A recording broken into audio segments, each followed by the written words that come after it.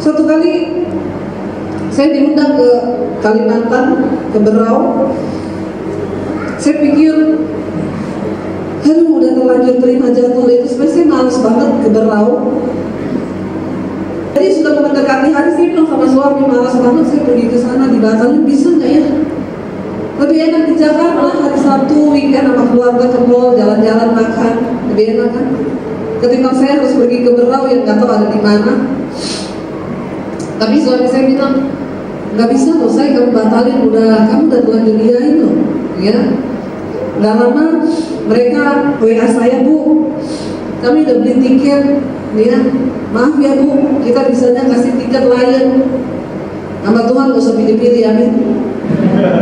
Ya, harus Garuda. Hidup lu gak ditentukan oleh Garuda atau Lion atau Batik. Hidup kita di tangan Tuhan, amin.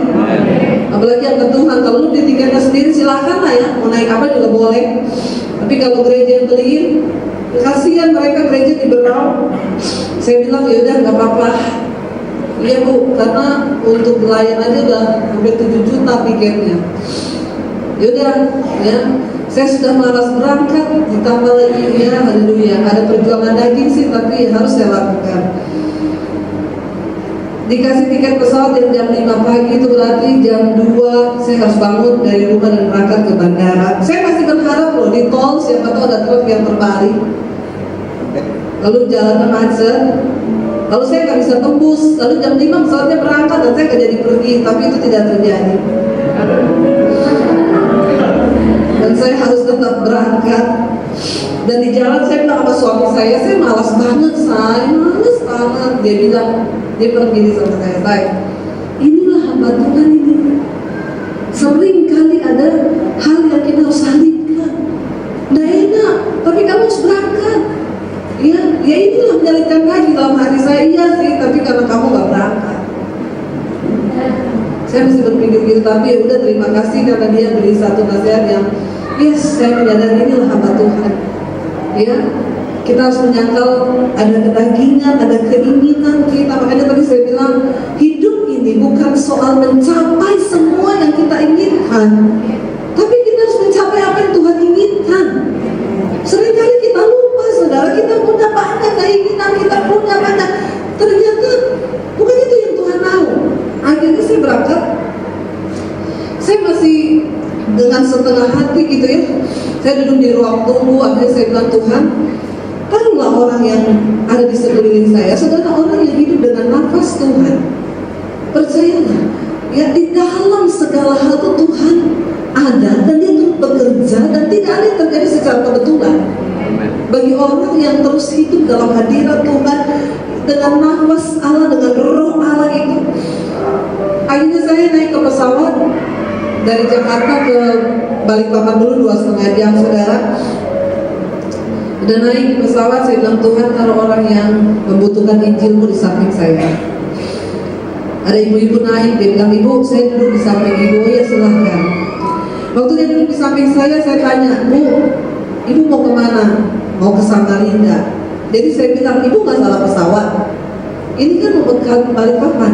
Kenapa Ibu nggak naik pesawat yang ke Samarinda? Dia bilang, Ibu, saya itu harusnya berangkat kemarin pagi, tapi saya telat, jadi saya ditinggal pesawat.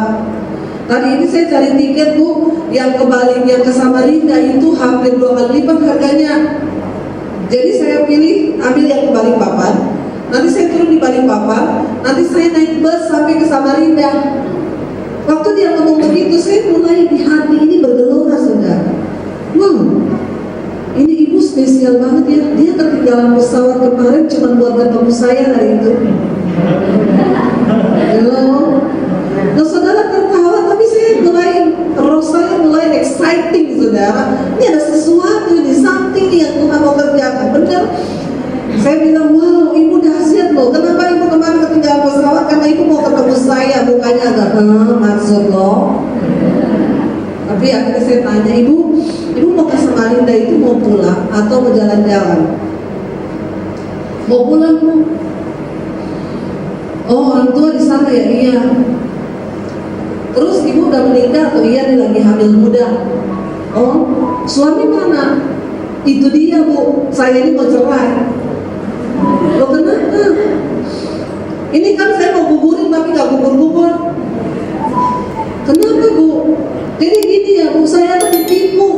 suami saya. Dulu dia melamar saya di Samarinda, dia ngomong, jadi dia diterima sama orang tua saya, lalu kami menikah dengan cara. Setelah menikah dia bawa pulang saya ke Sulawesi, Bu. Saya kaget sampai di sana ternyata bapaknya pendeta.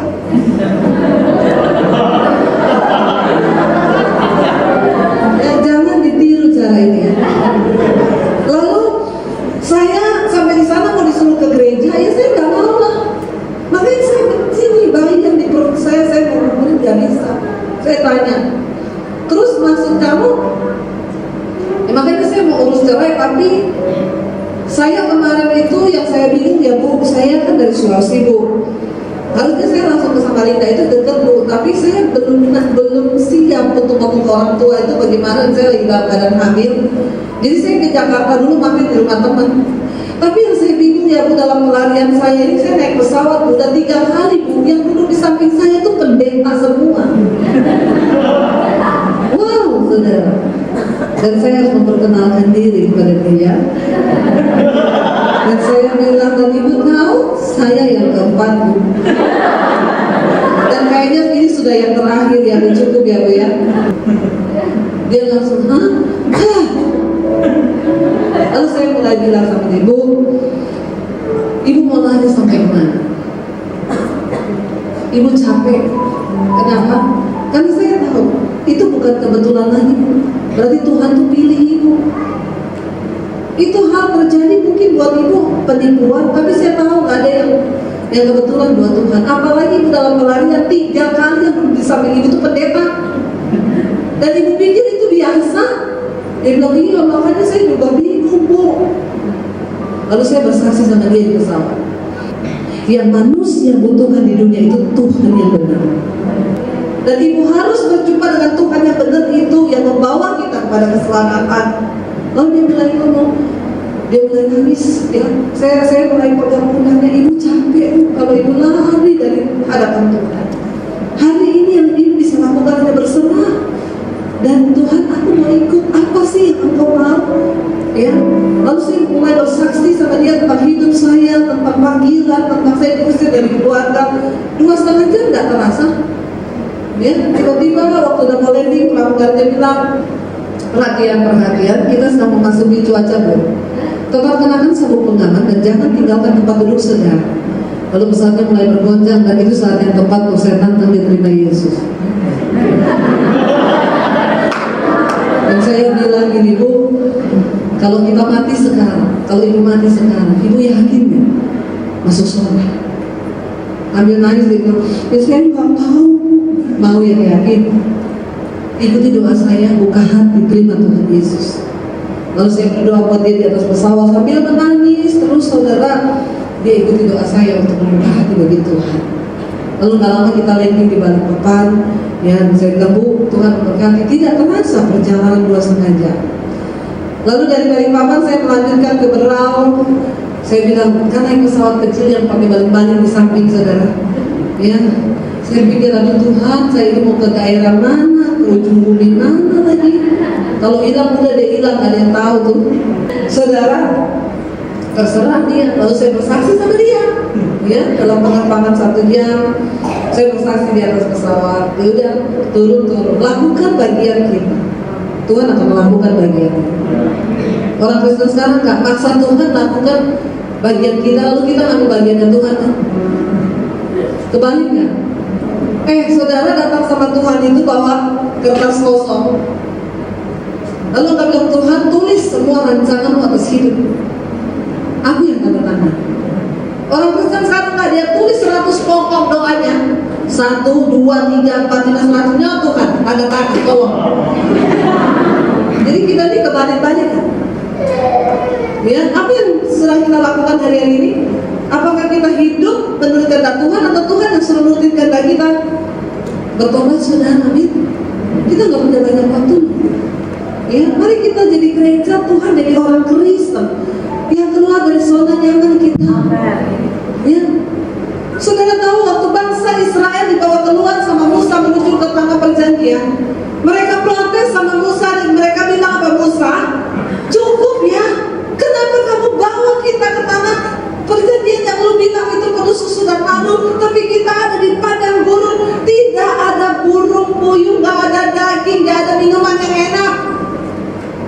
Musa berdoa pada Tuhan, Tuhan bikin mujizat.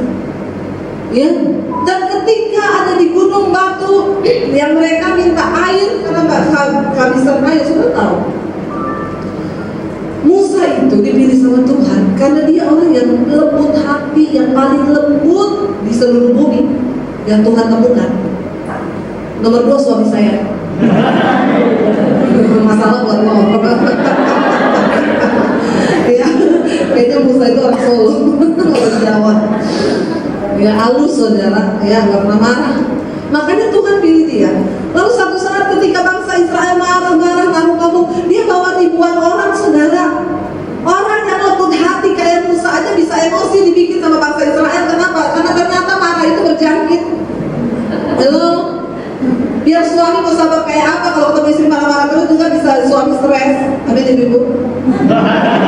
Ibu bertobat, amin. Demikian sebaliknya bapak-bapak, semua kena. Lalu saudara, Musa didesak sama bangsa Israel, kenapa kamu bawa kita lebih senang di sana walaupun kita jadi budak, tapi kita di zona nyaman. Semua orang suka zona nyaman, tapi ikut Tuhan Anda gak bakalan nyaman. Makanya berhenti dengar iklan-iklan tentang kekristenan. Oh, ikut Tuhan tuh enak, mobil 1 dari 10, ya rumah 3 dari 15, terjadi pelipat gandaan. Lalu waktu kita mengalami tekanan, persoalan, masalah, terus kita bilang Tuhan gak bersama dengan kita. Hello, Yesus bilang kalau mau ikut aku, sangkal dirimu, pikul salib, lalu ikut aku. Tuhan gak suka dengan kenyamanan, tapi orang Kristen sukanya nyaman. Jadi kita ketemu gak sama caranya Tuhan? Ya enggak. Bangsa Israel marah, Musa mana Tuhan? Kita gak ada air, kita kehausan. Lalu Musa marah.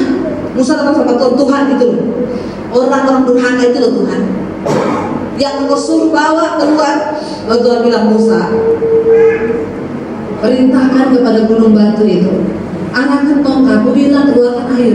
Karena Musa emosi saudara, dia pergi ke gunung batu, dia pukul tuh gunung batu, dia bilang, hei gunung batu, keluarkan air supaya bangsa yang tidak bertobat ini, orang-orang yang durhaka ini, biar mereka tahu bahwa Tuhan yang suruh mereka keluar. Saudara, orang Kristen yang suka dengan kenyamanan, ya, bahkan dia lebih memilih hidup dalam keadaan perbudakan dosa. Hidup yang penting nyaman, hidupnya nyaman. Kenyamanan itu adalah musuh terbesar dari kekristenan. Kalau engkau mau berjalan bersama Tuhan, tantangannya banyak, ujiannya banyak, persoalannya banyak, tapi bersama dengan Tuhan, Alkitab bilang berbahagialah orang yang menderita karena kehendak Allah. Itu kebahagiaan buat kita, amin. Akhirnya saudara, Musa ngomong begitu gara-gara satu perkara itu Musa gak bisa masuk ke dalam perjanjian di Gunung Nebo. Yang sudah pernah pergi ke sana, saudara lihat dari atas Gunung Nebo itu, di bawah itu udah tanah perjanjian. Tuhan bilang, Musa, kamu cuma bisa lihat, tinggal seberapa langkah lagi udah masuk. Tapi Tuhan bilang, kamu gak boleh sampai di sini aja. Kamu akan mati di atas gunung ini. Karena di depan bangsa Israel atau melanggar kekudusanku. Saudara hati-hati, karena kenyamanan kita bisa bikin orang lain berdosa, bahkan pendeta ikut berdosa. Keluar dari zona nyamanmu. Kalau kamu berjalan bersama dengan Tuhan, ada daging yang perlu disalibkan, ada keinginan-keinginan yang perlu kita tanggalkan. Supaya apa? Supaya kita bisa melihat anugerah dan karya Allah dalam hidup kita. Berhentilah jadi orang Kristen yang gagal fokus. Kalau kita pikir ikut Tuhan itu kalau kita kaya di dunia ini, lalu kita bisa pamer kemana-mana, enggak. Kesuksesan seorang anak Tuhan ketika melakukan kehendak Tuhan tepat seperti apa yang Tuhan rencanakan atas hidup. Dan ketika itu maka kita mati pun enak, udah selesai tugas kita, udah seneng. Ya, ingat kita nggak dipanggil untuk duduk diam di sini, nyanyi, datang, bawa masalah Tuhan. Aku ada masalah Tuhan, masalah keuangan Tuhan. Pergi lihat orang yang masih tinggal di tenda, yang nggak ada rumah, yang nggak bisa makan, supaya kau bisa bersyukur. Ya, kalau baru sakit kepala dan aku sakit kepala Tuhan, ya, tolong sembuhkan. Engkau pergi lihat orang yang di ICU, sesekali lah pergi ke rumah sakit lihat orang di ICU yang semua selang, udah gak bisa mau tarik nafas aja susah antara hidup dan mati. Hei, buang semua paradigma kenyamanan kita untuk ikut Tuhan. Bangkit saudara, kota ini membutuhkan engkau. Setiap hari bersyafaatlah buat kota di mana kita ada. Ya, saya ngeri hari-hari ini. Saya bersyukur lewat channel YouTube saya. Yang belum subscribe, tolong subscribe. Ya,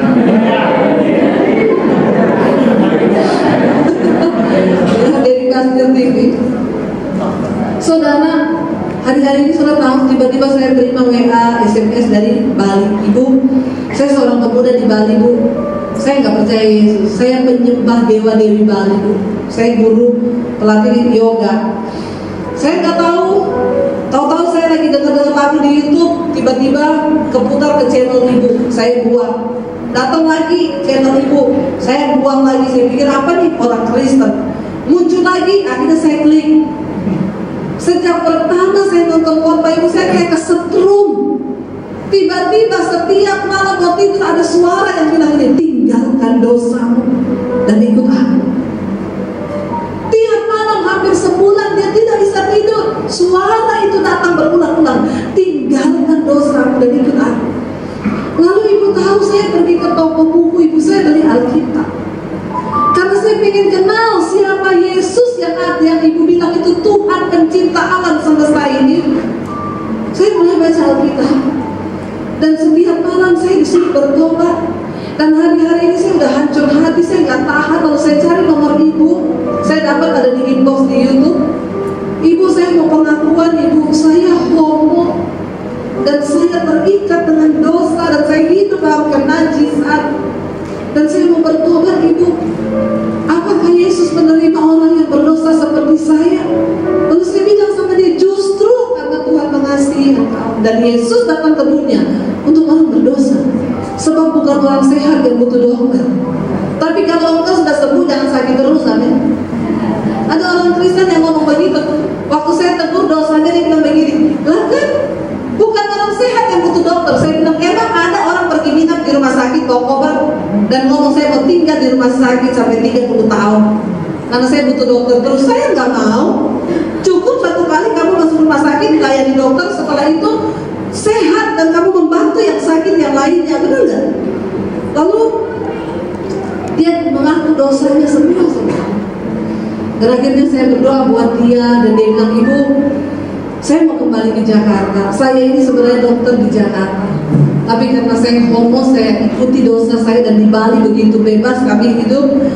Tapi setelah saya dijamah Tuhan dan channel YouTube ibu, saya mau kembali ke Jakarta dan ibu ada gereja di mana saya mau digembalakan di gereja ibu. Saudara lihat ya, Tuhan itu sedang bergerak. Beberapa hari yang lalu saya lihat channel khotbah ibu dan saya tidur malam-malam, saya didatangi sama sinar yang begitu terang dan dia bilang, kalau engkau mau selamat ikutlah aku. Dan saya nggak tahu bagaimana caranya. Saya minta ibu tolong ibu ketemu saya balas langsung inboxnya dia bilang gini, bu, waktu ibu balas inbox saya meneteskan air mata, bu. Cuman balas ngasih nomor HP, orang sudah meneteskan air mata. Saudara bayangkan berapa lapar dan hausnya orang di luar. Mereka yang sedang menjerit menantikan keselamatan, sementara kita yang udah merasa diselamatkan udah gak rasa apa-apa lagi. Lalu saya bilang, saya kasih nomor HP saya, dia bilang, saya menangis waktu terima nomor HP ibu. Ibu, kita ketemu. Saya bilang, hari ini saya akan berpelayanan di Tangerang. Setelah dari Tangerang saya datengin, di mana kita ketemu? Dia bilang, kita ketemu di Gandaria City aja, bu, di atas jam 1. Saya kesana, saudara. Saya ketemu dia 3 jam, kami ngobrol, air matanya tumpah 3 jam tidak bisa berhenti. Tuhan sedang melawat, nafas Allah sedang berhembus kepada orang-orang yang mau menerima itu. Ayo kita bangun dari tidur kita itu, mumpung hari masih siang, bekerja. Karena sebentar lagi akan datang malam, bumi ini akan lenyap. Saya baca berita yang terakhir, para ilmuwan dari Amerika, Australia, dari Jepang menemukan, saudara, di antara pulau Sumatera dan Kalimantan terdapat gunung berapi terbesar di dunia di bawah laut. Saudara mau tahu besarnya? 500 km. Besarnya gunung itu di bawah pulau Sumatera dan Kalimantan. Itu 500 km Jakarta Solo. Dan dia punya tinggi 4.000 meter di bawah permukaan laut, di dalam laut. Dan itu aktif, tetapi belum diketahui daya ledaknya sebesar apa. Itu gunung berapi terbesar di dunia ditemukan di Indonesia. Ini beritanya baru banget. Kita ini mau apa lagi? Hari ini tiung gempa di sana, tiung gempa di sini. Ya, yang sudah bangunkan temannya yang masih tidur. Amin. Jangan udah iman tidur di gereja tidur juga. Bertobat saudara, ya. Benar, udah gak banyak waktu. Mari kita berjaga-jaga dan selamatkan semakin banyak mungkin orang. Yuk kita banyak berdiri bersama. Kita ini cuma sebongkah tanah yang gak ada arti-artinya apa-apa. Mau sekaya apapun hidup kita, mau sesukses apapun kita, tanpa Roh Kudus, tanpa Roh Allah dalam hidup kita, nggak ada. Kita cuma barang mati yang nggak ada apa-apanya. Saya berdoa hari ini saudara, ada banyak orang yang terlihat hidup ke gereja tiap hari Minggu, keluar masuk gereja dan mungkin pelayanan, tetapi juga tidak sedikit dari mereka yang cuma jadi sebongkah tanah yang sudah tidak tanpa Roh Allah lagi, hidupnya tanpa Roh Kudus lagi, tanpa hadirat Tuhan lagi. Mungkin ada banyak yang terjebak dalam pelayanan, tapi hari-hari ini saya bilang sama Tuhan, Tuhan, saya tidak mau melakukan sesuatu yang sia-sia. Saya berdoa dimanapun saya pergi, biar Tuhan hadir. Karena ada begitu banyak gereja hamba Tuhan yang sudah terjebak dalam kegiatan rutinitas. Dan tanpa kita sadari yang kita lakukan itu udah gak ada apa-apanya. Dan yang celakanya kita pikir Tuhan masih ada di situ. Dan yang celakanya orang Kristen berpikir di gereja itu masih ada Tuhan. Dan Alkitab bilang keadaan manusia di akhir zaman, pada secara lahiriah mereka beribadah, mereka melakukan rutinitas kekristenannya, tetapi pada hakikatnya kata Tuhan, mereka memungkiri Tuhan, mereka memungkiri kekuatannya. Kita berdoa supaya hari-hari ini terjadi pertobatan. Bangsa ini membutuhkan kita, orang-orang benar yang berdiri di atas bangsa ini. Saudara, mari kita sungguh-sungguh minta. Kenapa? Waktunya gak lama lagi. Tidak ada waktu lagi bagi kita untuk berpikir mau kaya, kita mau membangun sesuatu. Enggak. Hari-hari ini kita bilang, Tuhan, saya mau melakukan kepentingan kerajaan-Mu di dunia ini. Karena pada akhirnya nanti kita semua akan tinggalkan. Kita semua akan meninggalkan bumi ini sedang lenyap. Bumi ini sedang lenyap, dunia ini sedang lenyap dengan segala keinginannya. Tetapi hanya orang benar yang akan melakukan kehendak Bapa. Saya berdoa kita menjadi orang Kristen yang rindu pengen tahu kehendak Bapa. Apa kehendak-Mu hari ini Tuhan? Berbicara. Saudara percaya gak dia Tuhan yang hidup? Dia masih berbicara sampai hari ini. Ya, beberapa waktu yang lalu hari Jumat malam, tengah malam jam 1, tiba-tiba saya teringat dengan seorang rekan saya pendoa di Solo. Dia tuh selalu berdoa buat pelayanan saya, dan setiap kali sesuatu terjadi dia pasti WA. Udah lama sih nggak ada hubungan lagi sama dia. Tiba-tiba saya teringat dia, dan tiba-tiba waktu saya teringat dia masuk di WA saya, Shalom Bu. Saya bilang Shalom. Tumben Bu, kenapa ingat saya? Dia bilang nggak tahu, tiba-tiba saya ingat Ibu, dan saya mau kasih ayat ini buat Ibu. Tuhan suruh saya sampaikan ini. Dia tulis di situ, ya ayatnya dari Amsal, ya tanpa pewahyuan maka liarlah rakyat. Saya tuh bertanya sama Tuhan maksudnya apa, gitu ya. Lalu Tuhan tuh kasih tahu sama saya dalam pelayananmu, ya. Kalau udah gak ada pewahyuan, kamu tidak lagi berjalan dengan tuntunan Tuhan.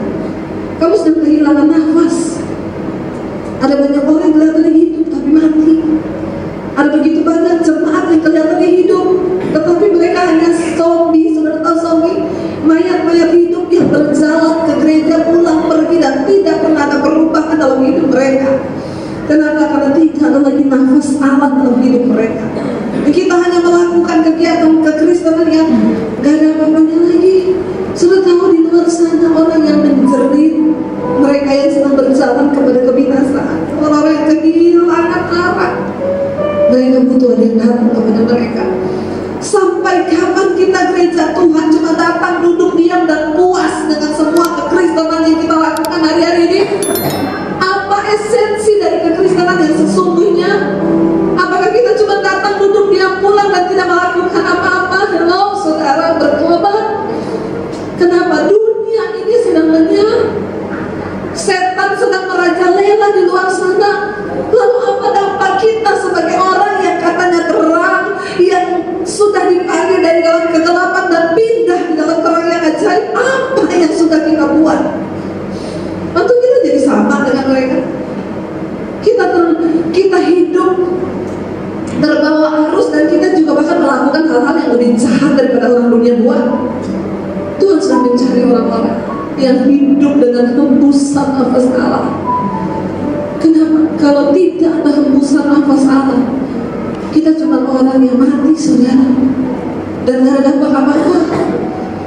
Dan sudah tahu orang mati berjalan bau busuk, kehidupan kita nggak bisa jadi berkat. Apa yang mau Tuhan lakukan dalam hidup kita?